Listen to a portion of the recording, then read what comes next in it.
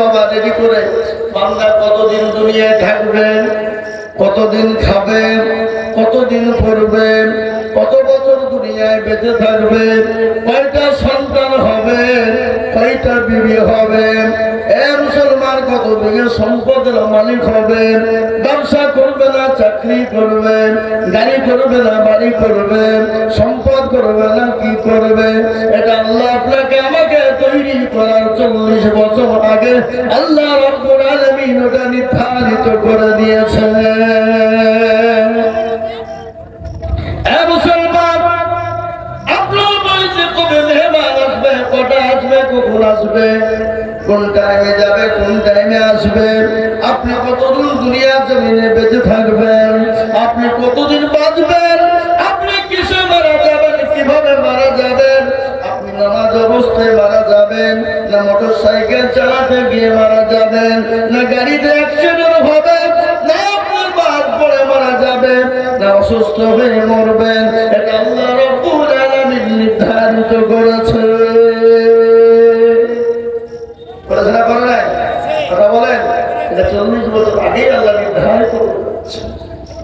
কিন্তু একটা কথা আপনাদেরকে বলে যায়, মানুষ যখন মারা যায়, হযরত আজরাইল আলাইহিস সালামকে আল্লাহ রাসূল জিজ্ঞাসা করলেন, নবী গো, নবী জিজ্ঞাসা করলেন, আজরাইল বলো, মানুষের জানটা করবো তুমি এত বড় মানুষের কিভাবে করো?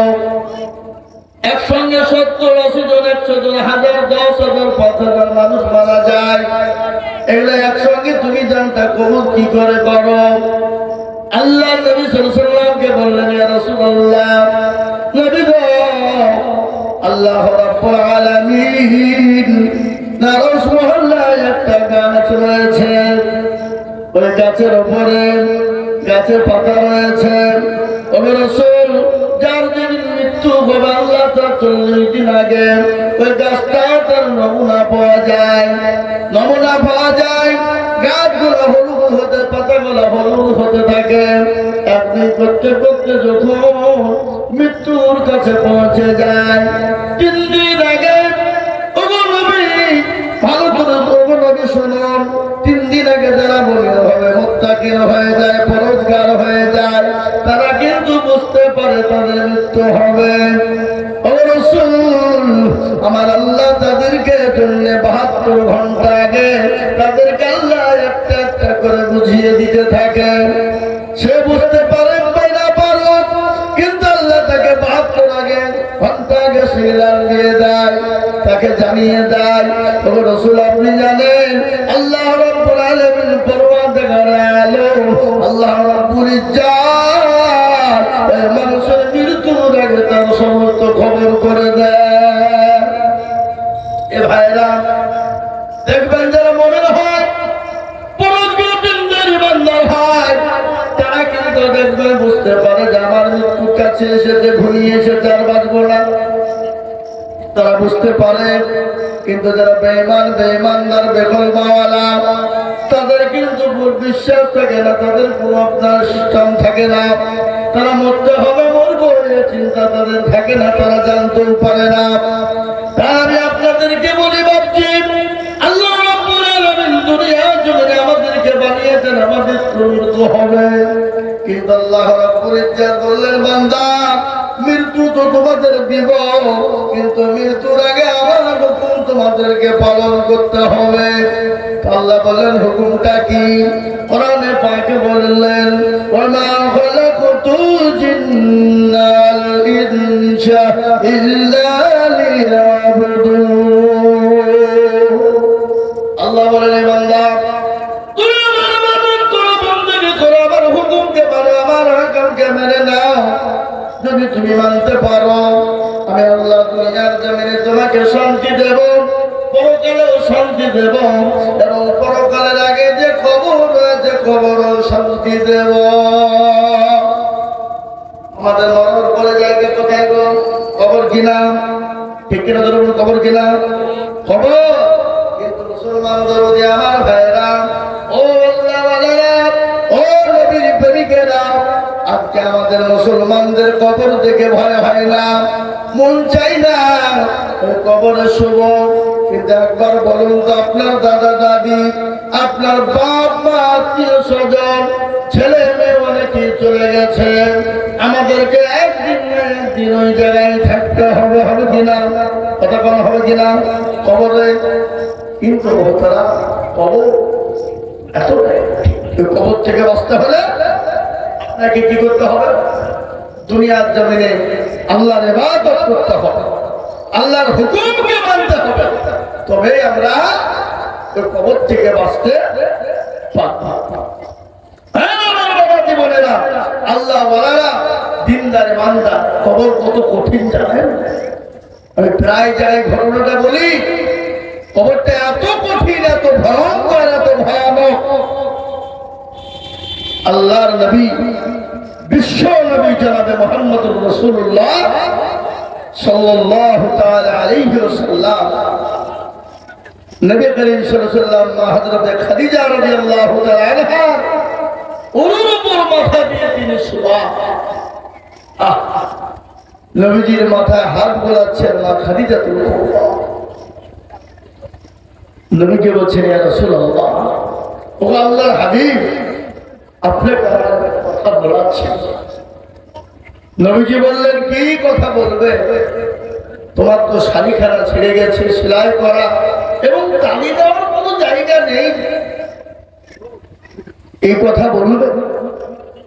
হযরত মা খাদিজা বললেন, ইয়া রাসূলুল্লাহ, আমার শাড়ি তালি দেওয়ার জায়গা নাই, সেলাইয়ের জায়গা নাই, এই কথা আমি আপনাকে বলবো না। বলে, কি বলবে বলো? তোমার বাড়িতে 3 দিন কোনো চুলা জ্বলে না, আঁখা জ্বলে না, কি চুলা নাকি বলেন আপনারা? আঁখা। এই জন্য তুমি নাকি বল কান্না করো, এই কথা বলবা? রাসূলুল্লাহ সাল্লাল্লাহু আলাইহি ওয়াসাল্লামকে বললেন, ইয়া রাসূলুল্লাহ, আমার বাড়িতে 3 দিন আঁখা জ্বলে না, এই জন্য আমি তোর কান্না করি নাই, বলি নাই। তাহলে তুমি কান্না করো কেন? কিসের জন্য বলো? বলো, চোখে কেন তোমার পানি এত বলবে? খাদিজা। খাদিজা বললেন, ইয়া রাসূলুল্লাহ, ও আল্লাহর হাবিব, আমি আপনাকে বলতে চাই, কবর বড় কঠিন, কবর বড় ভয়ানক। ও রাসূল, আপনি যেদিন থেকে বলেছেন কবর এত কঠিন, এত কঠিন, এত কঠিন, ওই কবর যার ভালো হবে, পরকালটা তার জন্য ভালো হয়ে যাবে। রাসূলুল্লাহ বললেন, খাদিজা, তুমি কোনো টেনশন করবে না, কোনো চিন্তা করবে না। বলে, ইয়া রাসূলুল্লাহ, কেন? বলে, খাদিজা গো, ওই কবরের ভিতরে আমার আল্লাহ তোমার জন্য পাহারাদার হিসেবে আমার 2 জন বিবি রেখে দেবেন। মা খাদিজা রাদিয়াল্লাহু তাআলা আনহা বললেন, ইয়া রাসূলুল্লাহ, ইয়া হাবিবাল্লাহ, 2 জন বিবি আপনি কোথায় পেলেন? কোন জায়গায় পেলেন? কোথা থেকে পেলেন? আমার আগে তো আপনার কারো সঙ্গে আর বিবাহ হয় নাই। নবী গো, আপনি 2 জন বিবি কোথায় পেলেন, এটা আমাকে দয়া করে বলুন। রাসূলুল্লাহ বললেন, খাদিজা, তুমি কোনো টেনশন করো না, আমার আল্লাহ রাব্বুল আলামিন জান্নাতের ভিতরে 2 জন বিবির সঙ্গে আমার বিবাহ দেবে। ওই 2 জন বিবি তোমার সঙ্গে পাহারাদার হয়ে যাবে। আল্লাহ নবীকে বললেন, ইয়া রাসূলুল্লাহ, ওই 2 জন বিবিকে দয়া করে বলো। নবীজি বললেন, খাদিজা, 1 নম্বর হলো হযরত আসিয়া, 1 নম্বর মা হযরত আসিয়া, ফেরাউনের বিবি।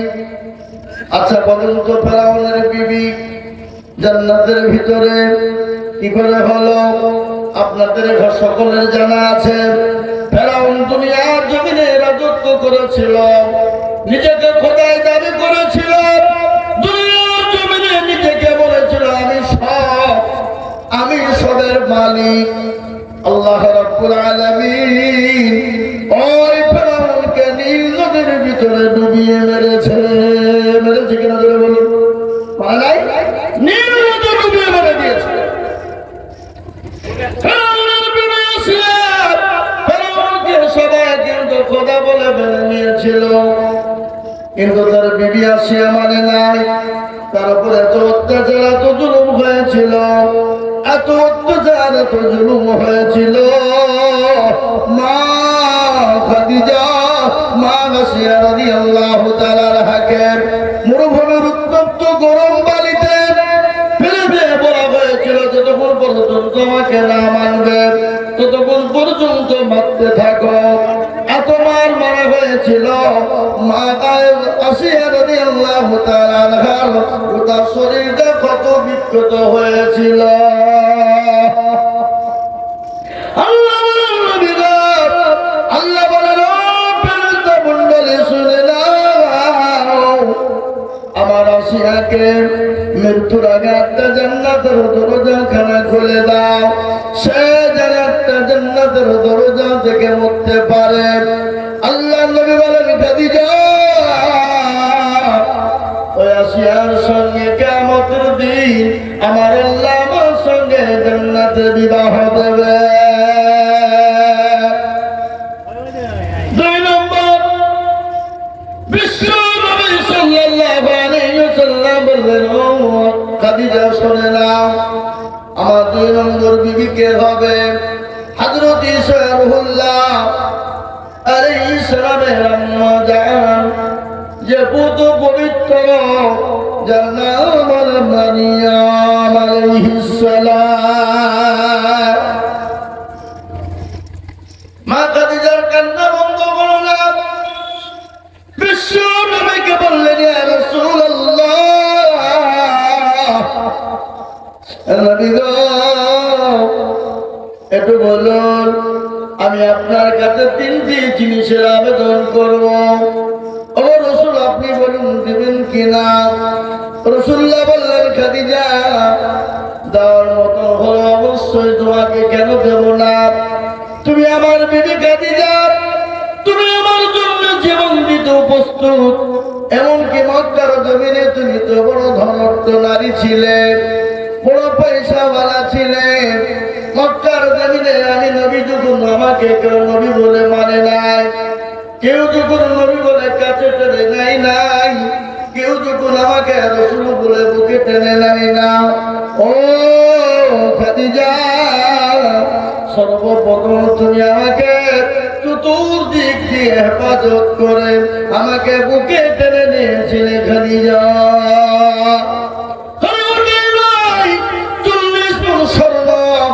আমার হাতে তুমি তুলে দিয়েছিলে, কোনদিন জিজ্ঞাসা করনি রাসূল এই 40 গুণ স্বর্ণ কোথায় খরচ করলেন? ও খাদিজা বলো তুমি কি চাও, কি তিনটে জিনিস তুমি চাও বলো? বলে ইয়া রাসূলুল্লাহ, আমি যখন মারা যাব, কিন্তু ভালো করার একটু শুনি, মা খাদিজাতুল কুবরা যে রব্বুল আলামিন আমার নবীজির বিবি মা খাদিজা রাদিয়াল্লাহু তাআলা আনহার জন্য কবরে পাহারাদার দেবে বলেছেন দুইজন, তারপরও চোখের পানি থামে নাই।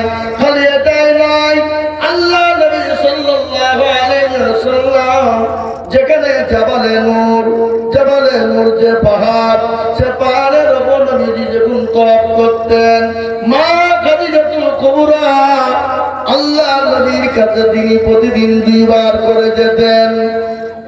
কিছুদিন পরে আল্লাহ রাসূল সাল্লাল্লাহু আলাইহি ওয়াসাল্লামের কাছে গেলেন, আপনার হামাগুড়ি দিয়ে ওই পাহাড়ের উপরে উঠতেছে মা খাদিজা। বিশ্ব নবী রাহমাতাল লিল আলামিন মা খাদিজার দিকে তাকায়া মুচকি হাসে। মা খাদিজাতুল কুবরা পৌঁছে গেলেন, রাসূলুল্লাহকে বললেন, ইয়া রাসূলুল্লাহ, নবী গো আমি আর চলতে পারি না, শরীরটা বড় অসুস্থ।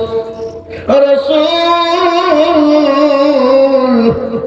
আমি বড় হয়ে গেছি, আর চলতে পারি না, শরীরটা বড় খারাপ। আল্লাহ নবী বললেন, মা খাদিজার দিকে তাকায় মুচকি মুচকি ভেসে যায়। মা খাদিজা বললেন, ইয়া রাসূলুল্লাহ আপনি আমাকে